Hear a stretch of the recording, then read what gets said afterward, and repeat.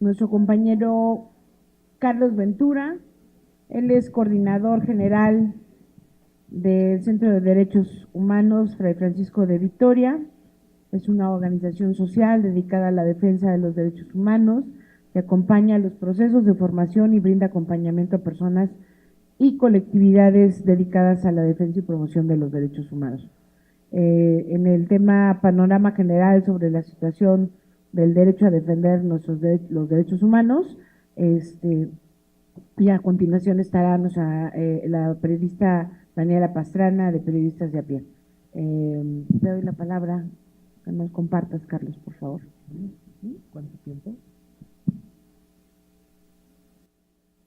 20 minutos. Muy buenos días a todas y a todos.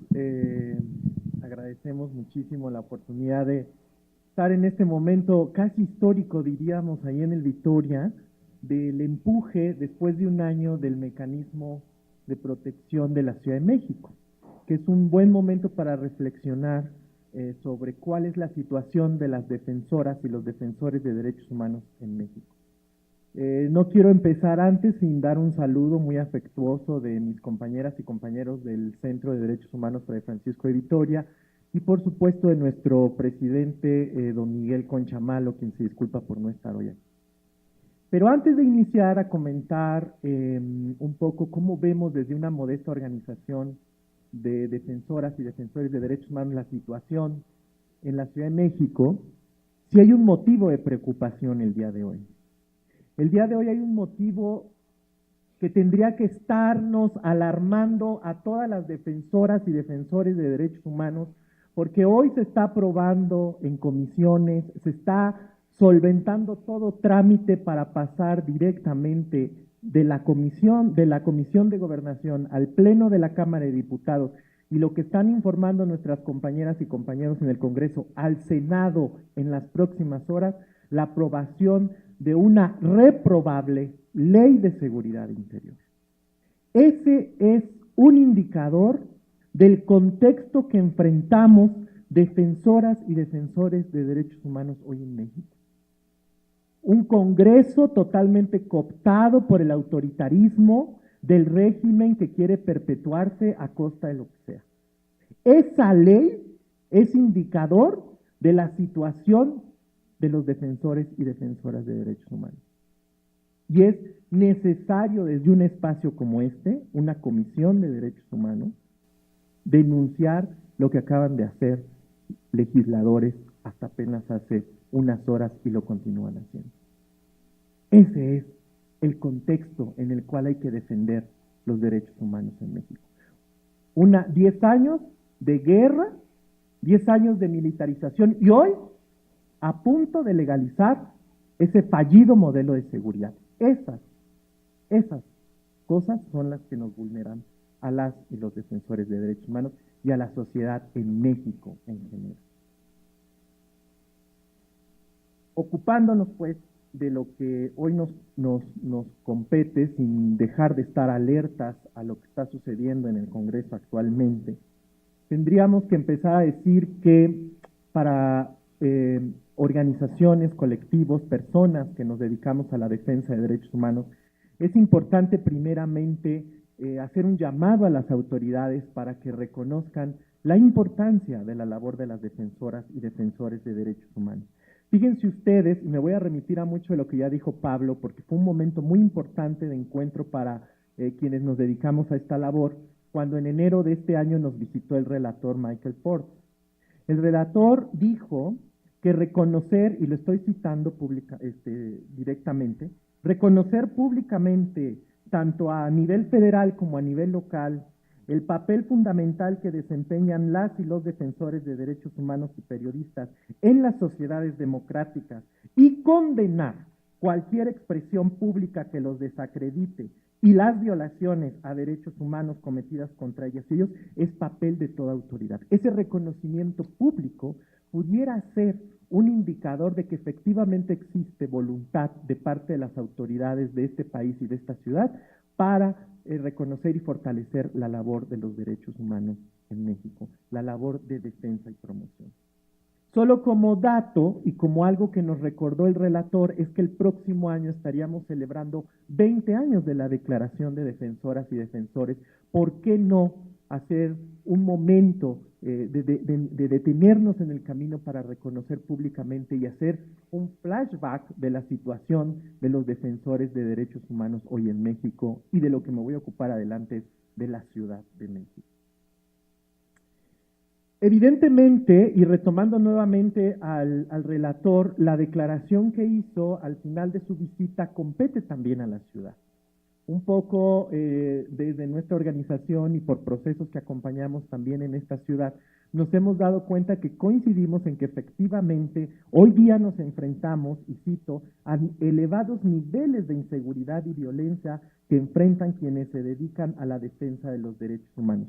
¿Qué tipo de agresiones, qué tipo de violencia se identificaban en esa primera declaración del término de su visita del relator? Agresiones, hostigamientos, amenazas, agresiones sexuales, ejecuciones, también conoció de tortura y de desapariciones forzadas en contra de defensores en nuestro país.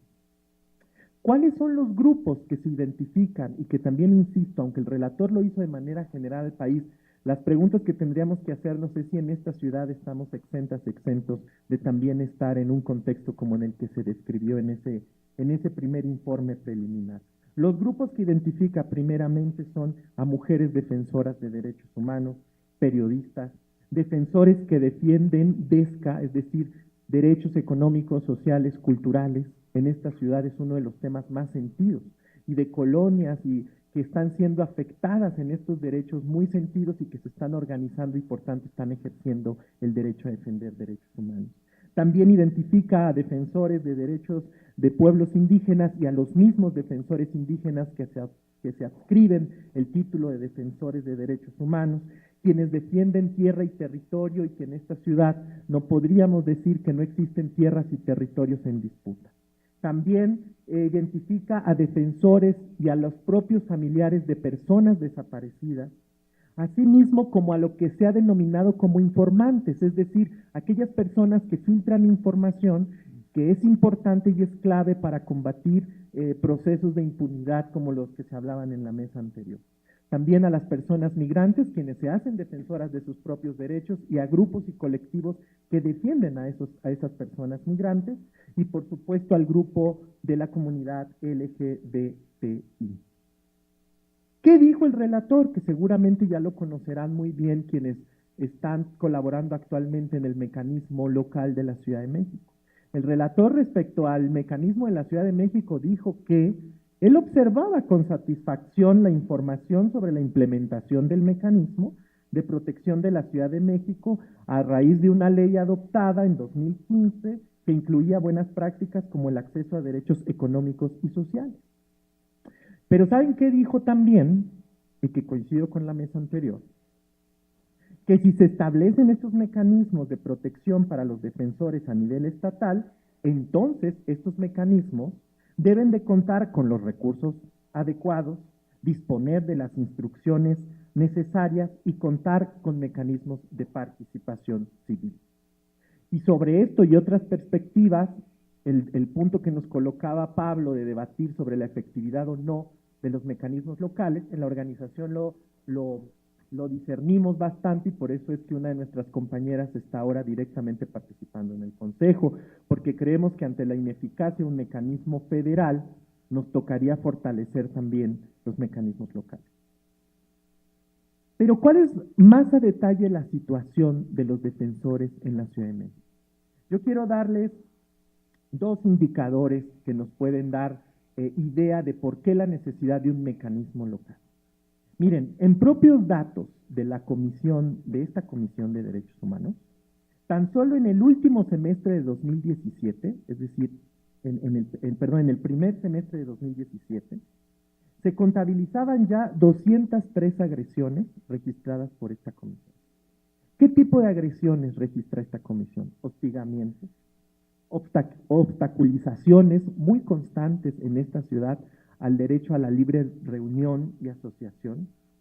También se han contado ya en esta ciudad accesos ilícitos a sistemas computacionales y a los equipos de defensores y defensoras, agresiones físicas, robo, detenciones arbitrarias y, por supuesto, violencia de género contra mujeres defensoras cada vez más marcada y en exceso. Otro indicador. En los últimos 4 años del trabajo de esta comisión, que hoy habría que decir que tiene un reto considerable con su nueva titular, se identificaban 10 recomendaciones que efectivamente reconocían que se había violentado el derecho a defender derechos humanos por las distintas instituciones de esta ciudad. Es decir, 2.5 recomendaciones por año que dan cuenta de que efectivamente la situación de las y los defensores de derechos humanos no es, como se ha querido instalar en el discurso hegemónico, una ciudad segura y una ciudad que verdaderamente garantiza todos los derechos. Hay indicadores que nos dicen que efectivamente es necesario hacer una revisión y de ahí una primera invitación tanto al mecanismo como a la comisión para tener una actualización de qué estamos enfrentando en materia del derecho a defender derechos humanos. Esta comisión dejó esa agenda desolada, vacía hace tiempo. Hoy tendríamos un reto considerable por actualizar cuál es la situación que estamos enfrentando en defensoras y defensores de derechos humanos. Pero algo que nos preocupa mucho es el contexto. Es decir, ¿qué contexto estamos enfrentando en la ciudad? Yo quisiera detenerme en 2 aspectos importantes para los procesos que acompañamos en la organización que represento hoy. Uno es el tema de la violencia de género. La violencia de género en esta ciudad existe y está lastimando cada vez más a las mujeres. Miren, en tan solo 7 meses, entre noviembre de 2016 y junio de 2017, se registraron 101 feminicidios por la propia Procuraduría de esta ciudad. Solo los que registraron. No contemos, muy para nuestra desgracia, todos aquellos a los que les dieron carpetazo por la incapacidad de investigar con perspectiva de género. Un elemento más. Entre enero de 2015 y diciembre de 2016, en esta ciudad, se reportaron 2.494 mujeres extraviadas o desaparecidas, de las cuales solamente se encontraron 1.836. Esta fue la argumentación que nos llevó a la organización a la que yo represento y a otras compañeras y compañeros como las compañeras del Observatorio Ciudadano Nacional contra el Feminicidio, a presentar la alerta de género que hoy se está debatiendo en esta ciudad.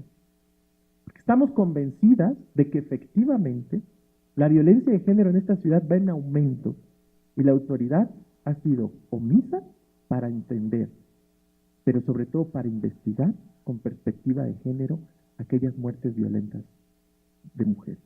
Eso no hace exentas a las defensoras de derechos humanos en esta ciudad. Un segundo elemento, el tema de la protesta social, el tema del derecho a defender los derechos humanos en el espacio público. Me voy a referir al trabajo que hemos hecho desde esta organización en articulación con otras organizaciones en el Frente por la Libertad de Expresión y la protesta social, cuando nos dimos cuenta que en el 2012 fue un parteaguas para ejercer el derecho a defender derechos humanos en el espacio público.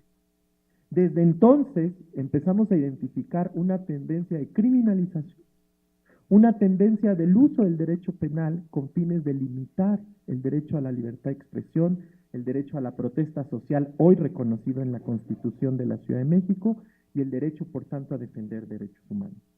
Iniciamos, pues, un trabajo de documentación que hemos presentado a la Comisión Interamericana y, curiosamente, por las características políticas de este país, esta ciudad es la que tiene una gran tarea en materia de garantizar el derecho a la protesta y a la libertad de expresión y, por tanto, el derecho a defender derechos humanos de todas las personas que disienten, ya sea con las políticas generadas desde esta ciudad o los espacios que disputamos a nivel federal, porque esta ciudad es efectivamente el epicentro de mucho del debate político público que se está dando en el país.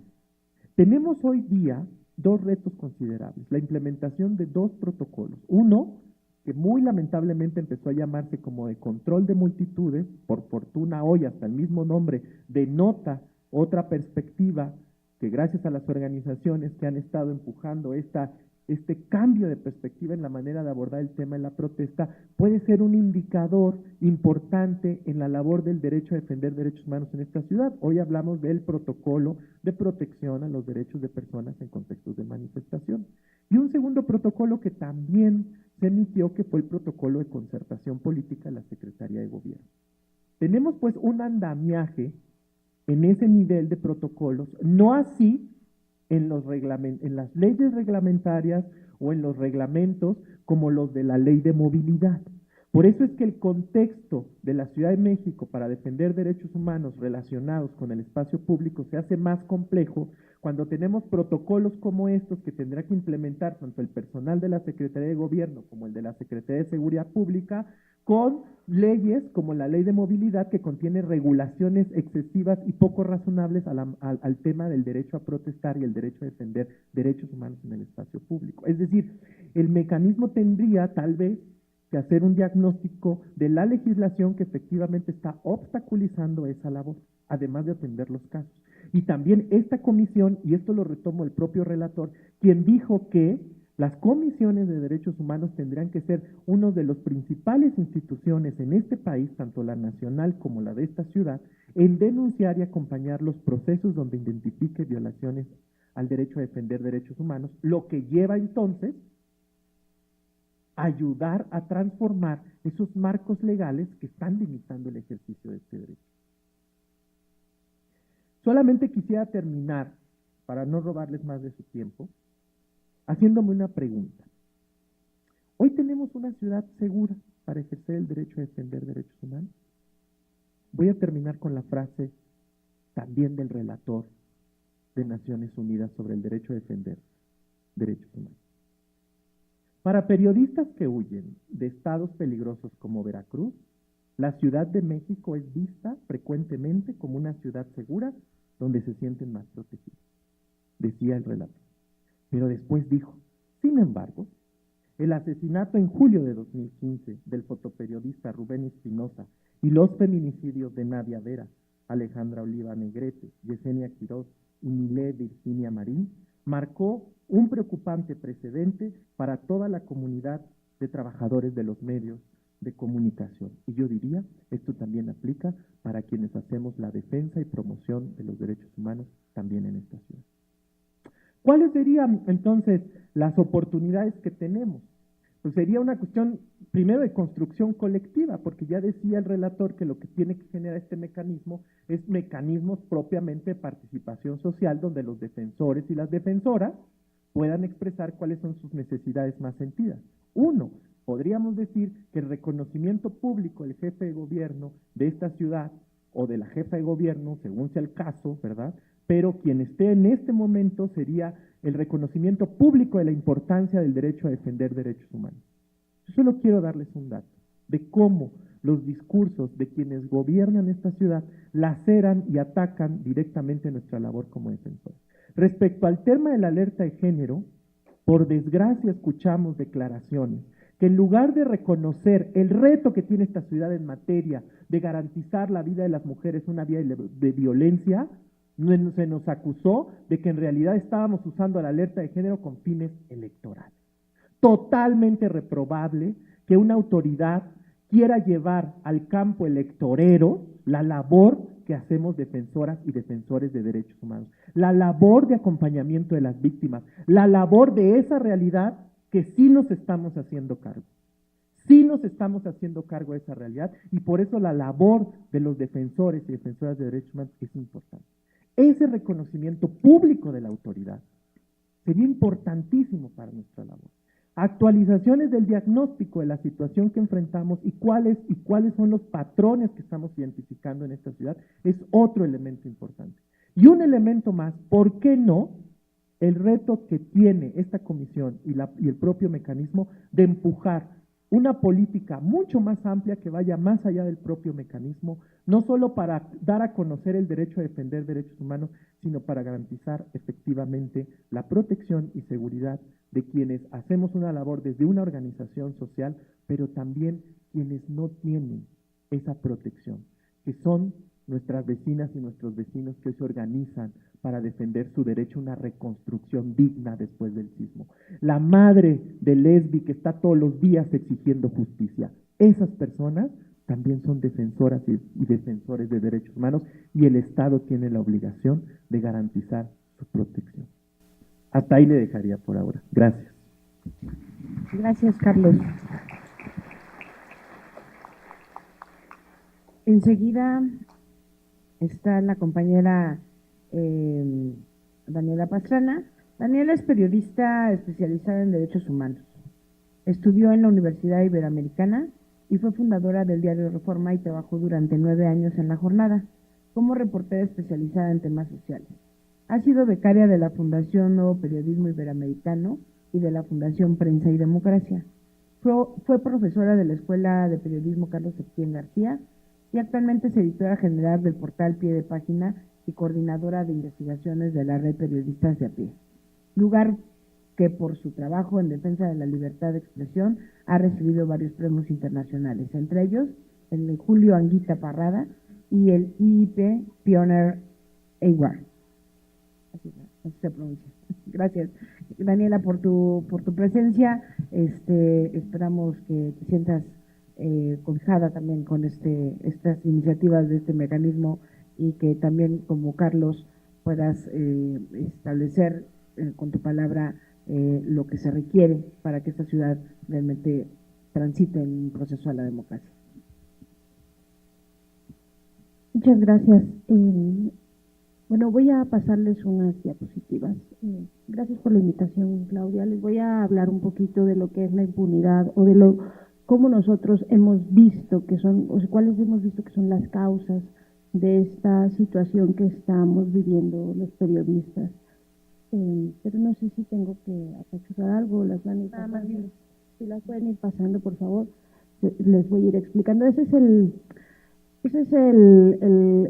la lista, pues, de artículo 19 de los periodistas asesinados en estos 17 años, en los que casualmente, bueno, no casualmente, ahora lo explicaré, paradójicamente más bien, estas cuentas las empezamos a partir de que entramos en la transición política, ¿no? Antes contábamos el asesinato de Buendía y los múltiples atentados a Blancornelas, y era la referencia que teníamos. A partir de la transición tenemos 110 periodistas asesinados, que esa sería como la primera pregunta que generalmente nosotros no sabemos qué pasó y qué ha pasado, ¿no? Entonces, bueno, pues son esos, los que están en naranja son en el gobierno de Vicente Fox, los que están en azul en el gobierno de Calderón y los que están en color lila, los del gobierno de Enrique Peña Nieto. Y bueno, pueden ver también ahí picos que hay en los que hemos llegado a 10, a 12, en las 3 administraciones hemos llegado a 10 periodistas asesinados, a 11 periodistas asesinados, y generalmente recordamos muy pocos de los nombres y muy pocos de los años en los que hay esa cantidad de periodistas asesinados, que es muy inusual. Podemos ver la que sigue.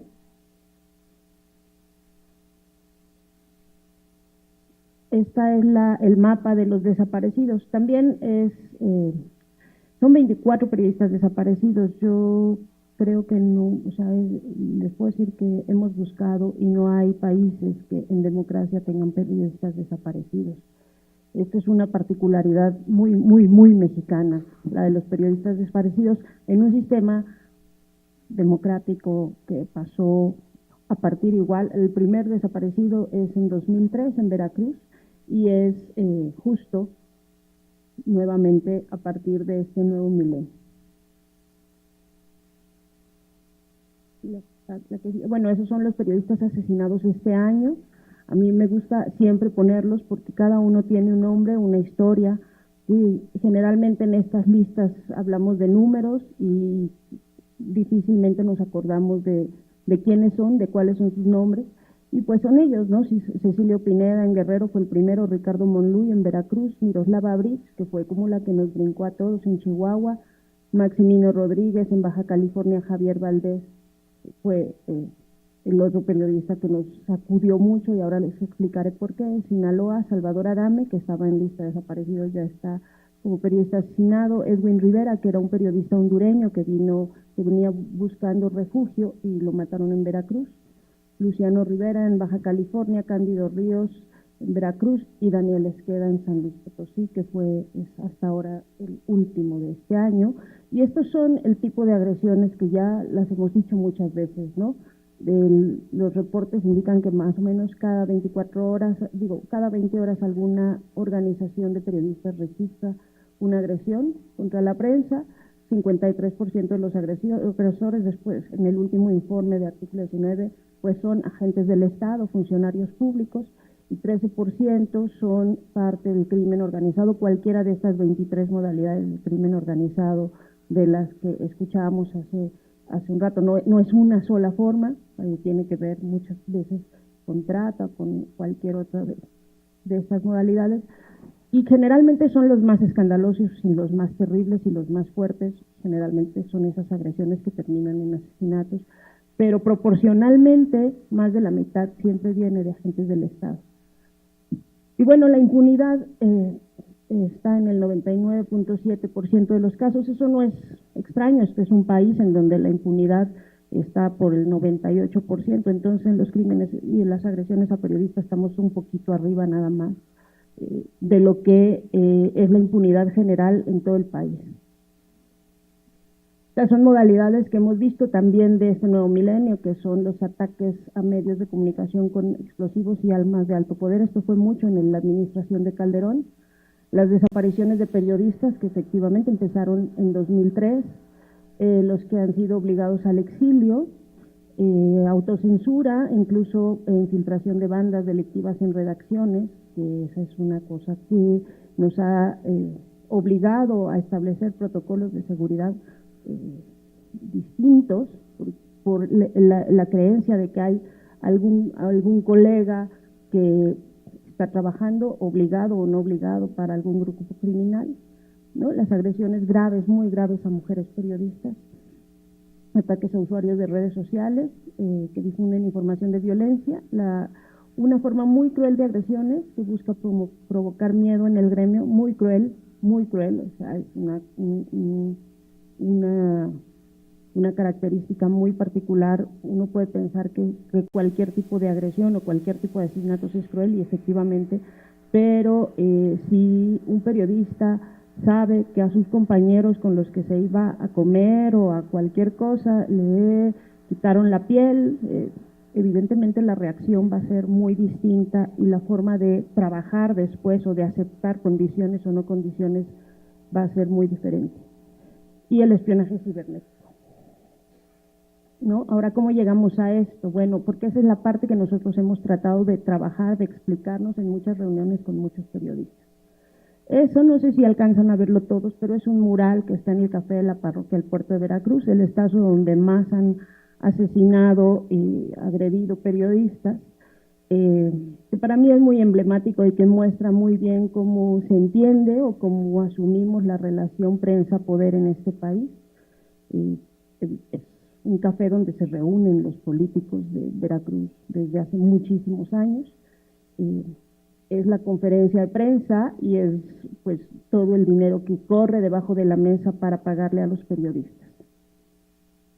Entonces, como factor coyuntural, pues sí, tenemos esta cosa que le llamaron la guerra contra las drogas y que nos puso a los periodistas generalmente, puso a muchos colegas en la primera línea de fuego, de este fuego que es como un poco una batalla campal, que nunca sabe uno bien quiénes son los que están enfrentándose. Entonces es una cosa un poco peligrosa, pero bueno, ahí está los periodistas en la calle, la primera línea de fuego. Y luego hay otros que son estructurales.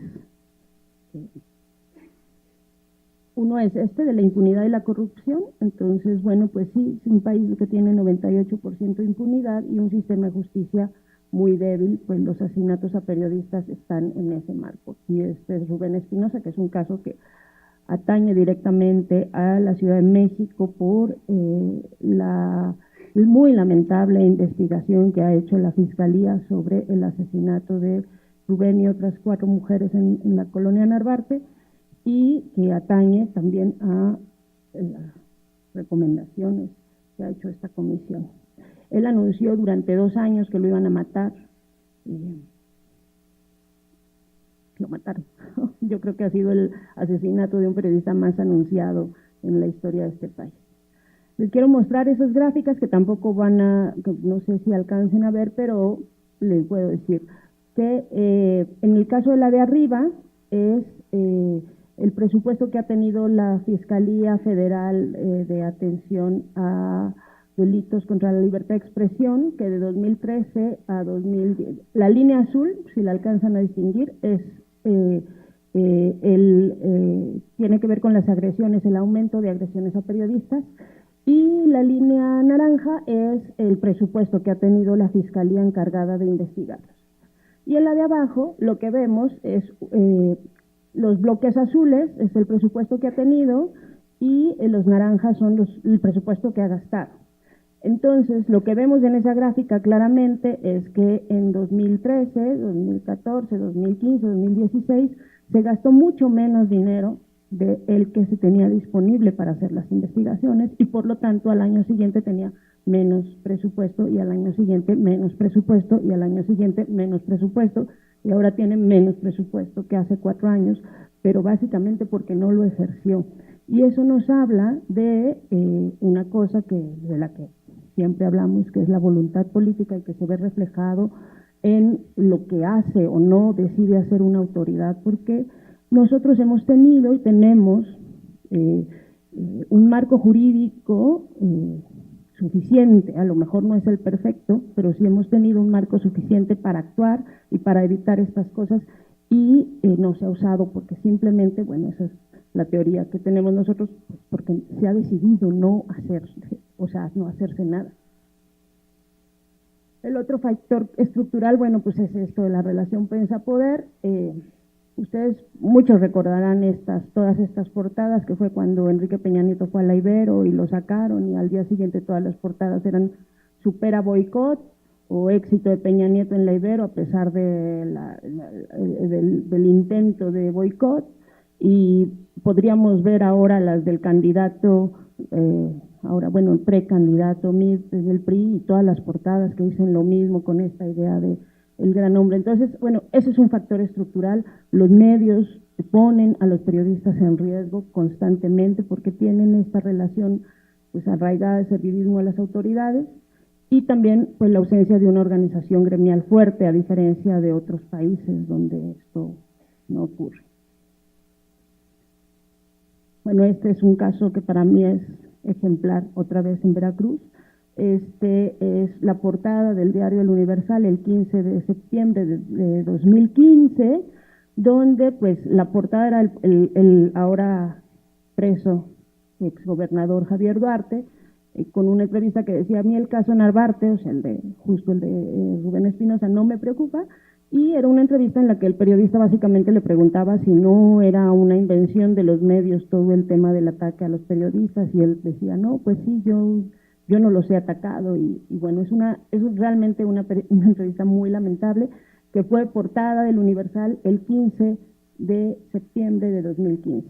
Las siguientes fotos son del fotógrafo, colaborador del Universal, ese mismo día, en la noche, golpeado por policías estatales, que por supuesto no solo no fue portada de su periódico al día siguiente, como sí lo había sido la entrevista del gobernador, pero ni siquiera fue, o sea, en resumen, después de esto, lo que ocurrió con Carlos es que se tuvo que salir del Estado, ¿no? O sea, tuvo el mínimo apoyo del medio, el medio no se hizo cargo, y el periodista tuvo que dejar convertirse sumarse a la lista de periodistas desplazados, que bueno, esa es toda una historia.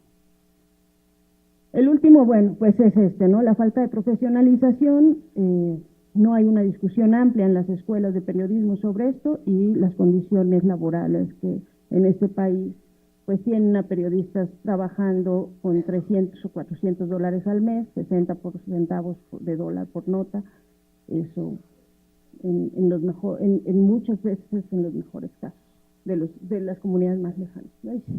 Sin seguridad y con todas las cosas que ya hemos contado mucho. No quiero extenderme en eso, solo quiero especificar cuáles son estas causas o estos factores que hemos identificado como estructurales, porque el tema es que mientras nosotros no ataquemos estas estructuras, todo lo demás que hagamos pues va a entrar en este mismo círculo en el que estamos echando dinero, recursos, ingenio a algo que no se resuelve porque no se están atacando las estructuras. Estamos resolviendo con medidas de seguridad, de reacción, cosas que no son de reacción. Era muy curioso ver a las compañeras de los medios japoneses y no me acuerdo qué otros, coreanos también, en Ciudad Juárez, en la época, en el 2001, pico de la violencia, con cascos, chalecos antibalas. Uno dice, sí, en Ciudad Juárez claro que te puede caer un balazo en algún momento, si hay una balacera, pero vamos, ese no era el tema, ese no era el asunto de las agresiones. Y entonces si uno se equivoca en el diagnóstico, pues se equivoca en los resultados, ¿no? Que es parte de lo que podríamos hablar de lo que pasa en el DF. Ya nada más voy a terminar diciendo, bueno, ¿por dónde empezar? Hay una cosa que tiene que ver con presión política, que ya se dijo aquí también en la mesa anterior, la movilización necesaria de los periodistas, que de pronto parece que hubo una importante, empezó una movilización en 2010, algo que nunca había ocurrido con esa manifestación, que fue la de los Queremos Vivos en agosto de 2010, nunca había visto tantos periodistas juntos en la Ciudad de México y tan distintos, tratando de decir alto, y es algo que después difícilmente ha ocurrido porque después vino el mecanismo, porque después vino la ley, después vino el mecanismo, después no se vieron resultados y entonces cuando uno se siente decepcionado deja de movilizarse y es como uno de los principales errores, ¿no? El fortalecimiento de las capacidades, el trabajo en redes, que también es una cosa que nos permite empezar a fortalecernos. Esta es una cosa en la que nosotros trabajamos, que es el fortalecimiento de medios y plataformas locales independientes para que los periodistas puedan cobrar, vivir dignamente de estas iniciativas. ¿Qué vemos ahora? Pues estos asesinatos de Miroslava Brit y de Javier Valdés por el perfil tan alto que tenían, por las implicaciones de narcopolíticas que hay, sobre todo en el caso de Miroslava, pues nos regresaron a hace 10 años como si no hubiéramos trabajado en todo lo anterior, ¿no? O sea, volvimos al estado de indefensión y de sentimiento de que hagamos lo que hagamos, no pasa nada. Y bueno, después de esto vino la última iniciativa, que es la de la Agenda de Periodistas, que fue como el último intento que se ha hecho de hacer una organización o a organizar, articular las distintas iniciativas que hay para la defensa de periodistas. Me estoy concentrando en el tema de los periodistas, básicamente porque pues acá ya estamos hablando de los defensores, no por otra cosa. Yo creo que tenemos en muchas cosas muchas coincidencias en términos de riesgos y de vulnerabilidades y de situaciones en las que estamos. Yo más bien quiero cerrar con la parte y lo que le toca pues a la Ciudad de México, porque también creo que tenemos que ser muy cuidadosos en los análisis que hacemos. En los últimos informes yo he visto que dicen que la Ciudad de México es la segunda más peligrosa para ejercer el periodismo por el número de agresiones. Y sí creo, nuevamente, que necesitamos distinguir el tipo de agresiones para poder tener un diagnóstico adecuado. Muchas de las agresiones a periodistas en la Ciudad de México ocurren en manifestaciones que tienen y en manifestaciones y en intentos de documentar agresiones a manifestantes. Eso es una cosa que no tiene nada que ver con la cobertura o el acompañamiento a una caravana en Tamaulipas. O sea, el tipo de medidas que se requiere, el tipo de acciones o el tipo de protocolos que se requiere para ir al sur de Veracruz a cubrir el tema de los 5 chicos desaparecidos en Tierra Blanca no tiene nada que ver con lo que se necesita para cubrir una manifestación en la Ciudad de México, ni como protocolo ni como medida de protección después, ¿no? Entonces, sí creo que nosotros, a pesar de todo, a pesar de del asesinato en la colonia Narvarte, este multihomicidio, y a pesar de tener tan alto número de agresiones, nosotros estamos todavía muy lejos de vivir lo que están viviendo muchos compañeros en muchos estados del país. Nosotros como gremio periodístico estamos muy lejos de sentir la amenaza sobre nuestras familias que sienten ellos, estamos muy lejos de vivir en la tensión permanente que están viviendo nuestros compañeros en muchas regiones, sobre todo las más alejadas. Sí creo, nosotros hemos sido un poco críticos con las figuras de los mecanismos locales, porque los principales agresores en los estados y incluso en el Distrito Federal son los agentes estatales. Entonces, pedirle que te proteja a los que te están agrediendo es una cosa realmente parece a veces sin sentido.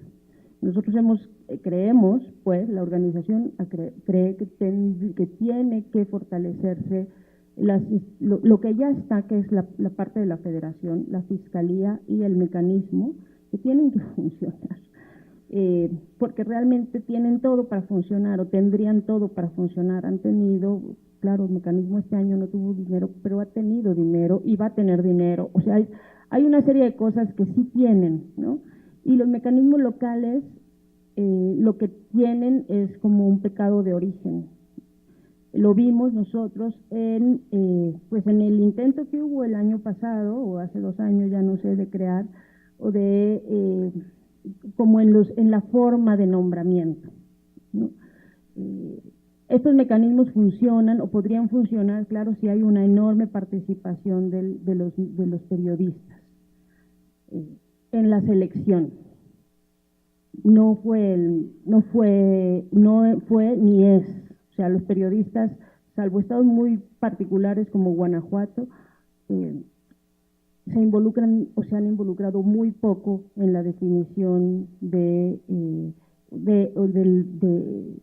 quiénes forman o cómo se forma el mecanismo. Y yo estoy segura que si ahorita le hiciéramos una encuesta a los periodistas que cubren la fuente de la Comisión de Derechos Humanos del Distrito Federal, nadie nos podría decir las 3 principales cosas que tiene el mecanismo de la Ciudad de México. Entonces, si no hay este involucramiento, difícilmente va a funcionar, porque difícilmente se van a entender las necesidades y vamos a tener pues lo que ha pasado, o sea, que responde a ciertos grupos, que se lo apropian ciertos grupos y que en términos de efectividad, pues no tienen esa efectividad porque simplemente no hay una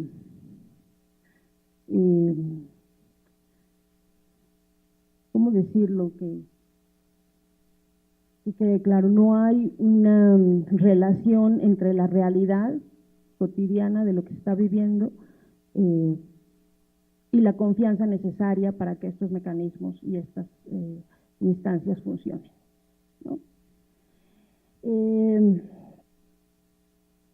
Ya, bueno, la otra cosa, pues sí, cuando partimos de un gobierno que no solo no reconoce públicamente, ya no, o sea, ojalá, o sea, eso sería ya como maravilloso, que por lo menos reconociera públicamente el valor del periodismo y de la defensa de derechos humanos desde las más altas esferas de gobierno, ojalá eso fuera.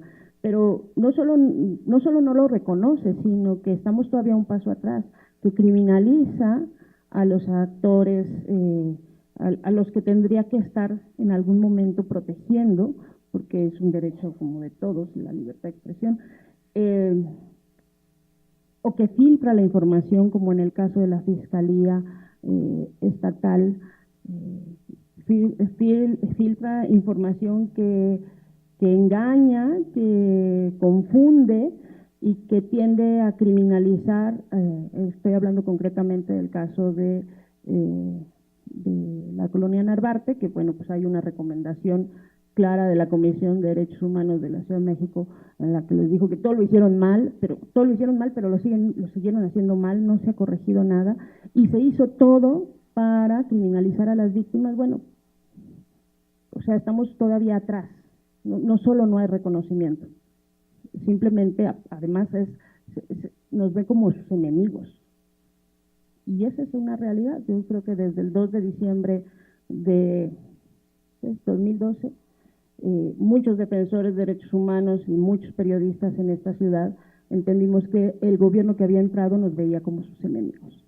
Entonces yo hasta ahí me quedaría. Creo que hay mucho que discutir. Me alegro, la verdad, de que haya iniciativas. Me gustaría que estas discusiones se hicieran muy, muy, muy a fondo, o sea, que realmente le entráramos a los temas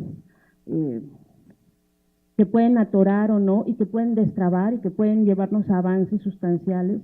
Creo que la Ciudad de México puede ser, justo por esta situación un poco privilegiada, un espacio en el que pudiéramos ir como de avanzada en el resto del país, con instrumentos locales que fueran efectivos, pero para eso necesitamos partir de un diagnóstico real, de una autocrítica real y de una intención real de avanzar. Bueno, muchas gracias. Muchas gracias, Daniela.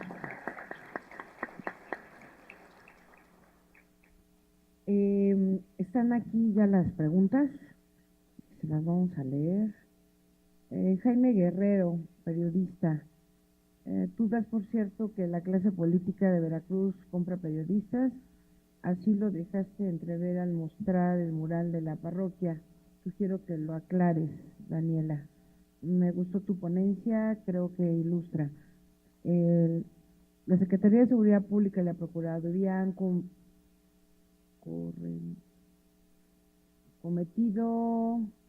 cometido delitos al grabar su actuar. ¿Cómo enfrentar esa situación? Omar Macedo, mencionaste la guerra contra las drogas como un factor coyuntural, no como un factor estructural. ¿No crees que deberías colocarlo públicamente como el factor más relevante en la crisis de derechos humanos que vivimos? Adán García, a Daniela. No todos los homicidios o desapariciones están vinculados con la función del periodista o del activista. ¿Cómo manejar la presión mediática que esos casos suelen generar? Como organizaciones protectoras de integrantes, de defensores de derechos humanos, periodistas y colaboradores de periodistas, ¿qué acciones han realizado para modificar las leyes que se encuentran respecto al tema en la Ciudad de México ante la Asamblea Legislativa? Preguntas para ambos ponentes. Carlos. Bueno, algunas son muy dirigidas a Daniela. Yo me quedé pensando un poco en, no sé si lo de la guerra contra las drogas se refería a lo que yo decía al principio, pero justamente, o sea, hace 10 años que estamos en esa guerra, o sea, como que coyuntural, pues aunque lo digamos, pues no puede ser, ¿no? O sea, es una cosa que nos han impuesto y nos siguen imponiendo, y ahora con esta ley la quieren hasta legalizar, ¿no? La otra cosa que sí creo importante, la pregunta sobre las autoridades que han incurrido en estos delitos y en estas violaciones a derechos humanos, es que efectivamente lo que hemos hecho desde organizaciones defensoras, organizaciones de periodistas, es, uno, documentar, acompañar a las víctimas, evidenciar públicamente, pero sobre todo que cuando haya sentencias, ya sea jurisdiccionales o no jurisdiccionales, evidentemente queden claras ahí las medidas de reparación y las medidas de no repetición. En esta mesa coincidimos en algo. En el caso que estamos acompañando, el ESBI, sucedió exactamente lo mismo que sucedió en el caso Narvarte. La criminalización de las víctimas por parte de las autoridades encargadas de cumplir el principio de debida diligencia. El impedimento de los defensores y asesores jurídicos para participar en las investigaciones, toda vez que es un derecho de las víctimas. Esas son violaciones, y yo diría violaciones graves a derechos humanos tratándose de feminicidios y de ejecuciones arbitrarias. Le toca a comisiones como estas evidenciar en recomendaciones como la Narvarte, aún con sus pendientes, ¿no? Y la que pudiéramos tener, como en el caso de Leslie. ¿Qué garantía tenemos en esta ciudad de no repetición? Ese es un primer elemento.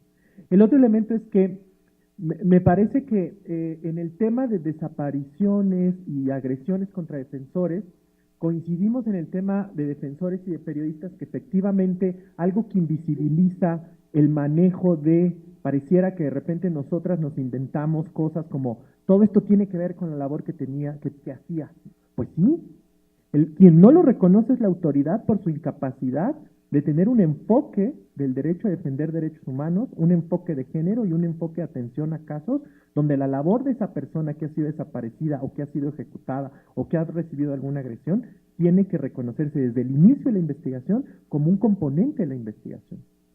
O sea, el problema no es nuestro, el problema es de la autoridad que se niega a reconocer que hay componentes en el caso que efectivamente tendrían que investigarse con una perspectiva de la labor que hacía periodística de defensa o una perspectiva de género. Y eso es lo que hemos trabajado, ¿no? Las organizaciones y los periodistas, y hay casos emblemáticos en esta ciudad que dan cuenta de ello. Y yo solamente terminaría diciendo que efectivamente, o sea, para no irnos como así, la verdad es que estamos a veces como enojados, ¿no? Y enojadas las periodistas, los defensores. Hoy es una mañana para estar enojados con las chingaderas que nos están haciendo en el Congreso, de verdad. Pero también tenemos una oportunidad. Ojalá que este parteaguas del mecanismo sirva para usarlo como una herramienta de organización y de garantía de los derechos. Pero una de las cosas que sí estamos haciendo, y me gustaría platicarle eso al doctor Buscaglia, es que lo estamos haciendo poco a poquito. Nos estamos encontrando, nos estamos dando cuenta del principio de realidad en el que estamos trabajando. Una generación como la mía, ¿no? Que sus padres, sus abuelos les platicaron sobre la gravedad, la estamos enfrentando hoy, porque estamos regresando, tenemos una regresividad en lo que se había ganado, y entonces mi generación está aprendiendo a organizarse también, y haciéndose cargo entre compañeras y compañeros para protegernos entre nosotras, porque parece ser que el Estado ha declinado a la obligación que tiene de garantizar derechos humanos. Y esa es una fuerte invitación que creo en las redes de defensores y en las redes de periodistas estamos aprendiendo. Estamos cuidándonos también nosotros, porque sabemos que nuestras vidas dependen del cuidado de otras y otras vidas dependen de que nosotras también nos hagamos cargo de su cuidado.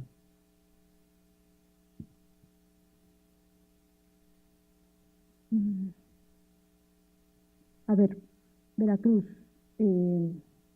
no creo que todos los periodistas reciban dinero. Yo lo que les enseñé es un mural que está ahí desde hace mucho en la parroquia de Veracruz, que es como se percibe ahí que trabaja la prensa con los políticos, y que a mí me parece muy sintomático y que ahí esté, ahí donde se hacen todas las conferencias de prensa de todos los políticos, y ahí se reúnen, y que ahí esté, y que ahí lo tengan, y que esté desde hace años. Yo lo he visto cada vez que voy durante muchos años.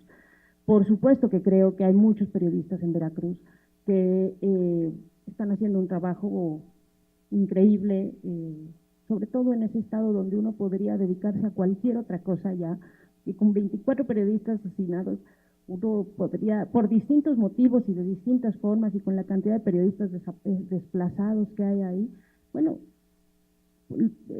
muchos periodistas tendrían demasiados motivos para ya no serlo, y están haciéndolo, y están haciendo un trabajo enorme para visibilizar el tema de las desapariciones, todo lo de Colinas de Santa Fe, todo esto, desde los chicos de Tierra Blanca hasta ahora, que ha salido, lo sabemos por los periodistas que están ahí dando toda la batalla. Entonces, por supuesto que no creo que todos reciban dinero. Sí creo que evidentemente hay unos que están alineados al poder, como en el resto del país, como en la Ciudad de México, como en la prensa nacional. O sea, eso es una realidad que tenemos, y a la que nos enfrentamos muchos periodistas que tratamos de hacer un trabajo independiente y que lo que recibes generalmente pues es golpes incluso del mismo medio, y eso lo vemos en todos los estados, ¿no? El tema del oficialismo es uno de los cánceres gravísimos del periodismo en este país. Lo de si es coyuntural o no la guerra contra las drogas, bueno, lo consideramos coyuntural frente a los otros factores,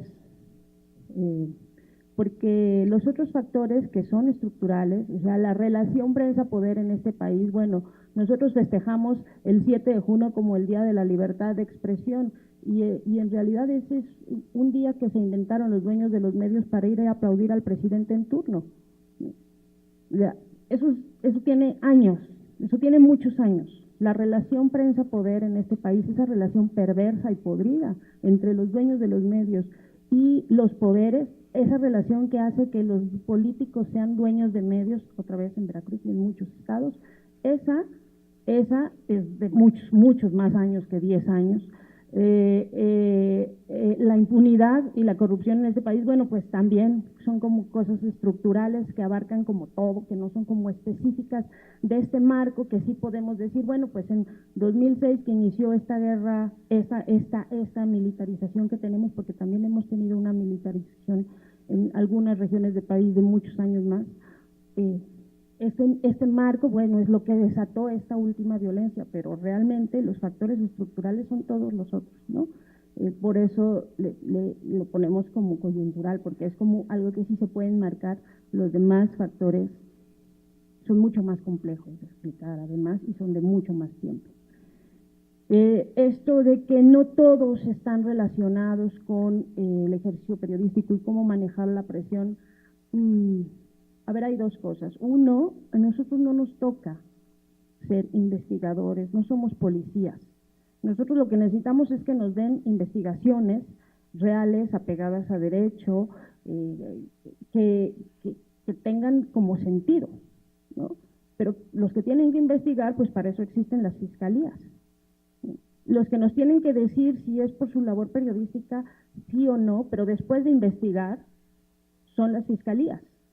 Nosotros no decidimos si sí o no, ni estamos cerrados a que no haya una investigación que te diga, estaba en el momento equivocado, en el lugar y en el momento equivocado.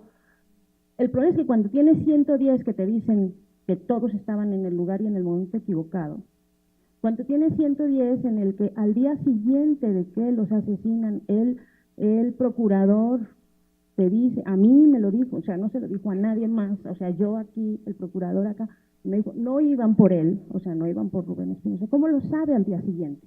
O sea, mi tema es, investiguen y luego díganme, no iban por él. No me digan, no iban por él sin investigar, ¿no? Ese es el gran problema de todo. Cuando hablamos de la impunidad del 99%, bueno, lo que pasa es que de entrada te dicen, no era por su trabajo.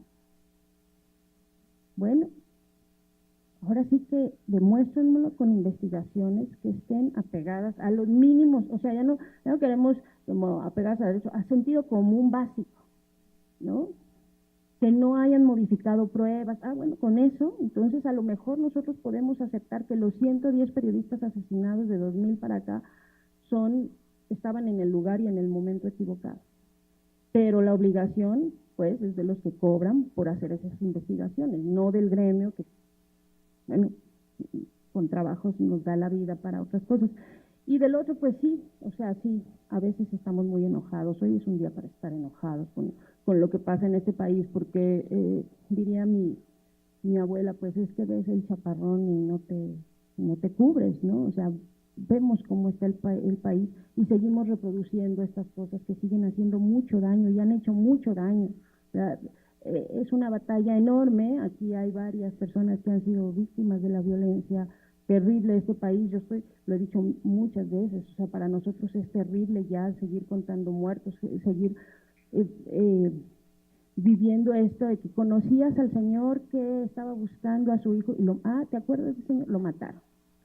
¿Te acuerdas del señor que te llevó allá en Tierra Caliente, en Guerrero, a la comunidad donde estaban las casas quemadas? Pues entraron por él a su casa el 24 de diciembre y se lo llevaron. No sé qué. Y así es. y de una serie de personas conocidas, no conocidas, fuentes, colegas que vinieron a pedirte ayuda, lo mataron, ¿no? Y sobre eso, ¿qué tenemos? Ley de seguridad interior. No, pues claro que hay días que estamos enojados con lo que pasa en este país. Y yo creo que el enojo lo que nos permite es seguirnos movilizando y no paralizarnos y no decir, pues es lo que nos tocó y no hay nada que hacer. No, sí hay que hacer y hay que dar esas batallas. Muchas gracias. Gracias, Daniela.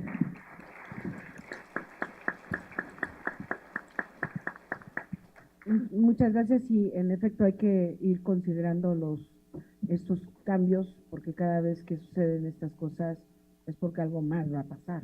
Entonces, en efecto, el trabajo de las organizaciones de sociedad, no muchas, sí pocas, pero ha sido poco a poco constante el que podamos, que se puedan ir reproduciendo, digamos, este tipo de información para que todos los demás también sepamos lo que está sucediendo. Ha sido fundamental para que por lo menos el tema de derechos humanos en México tenga un documento o que se documente y que se diga que en México no hay tal una democracia como en otros países o en otras latitudes existe, cuando sí deberíamos de tenerla porque tenemos todos los recursos humanos, materiales, económicos para poder avanzar en ese sentido. Entregará su reconocimiento el compañero Jan Hodgson a Carlos Ventura. Jan es también consejero de nuestro mecanismo, del CPJ, y está Alina Vallejo, a Daniela Pastrana, también consejera de este mecanismo. Muchas gracias por su presencia y por su participación.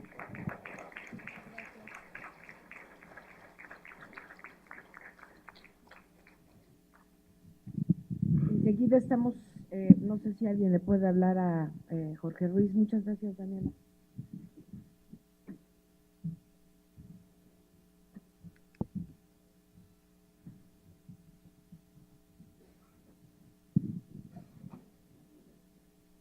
Sí.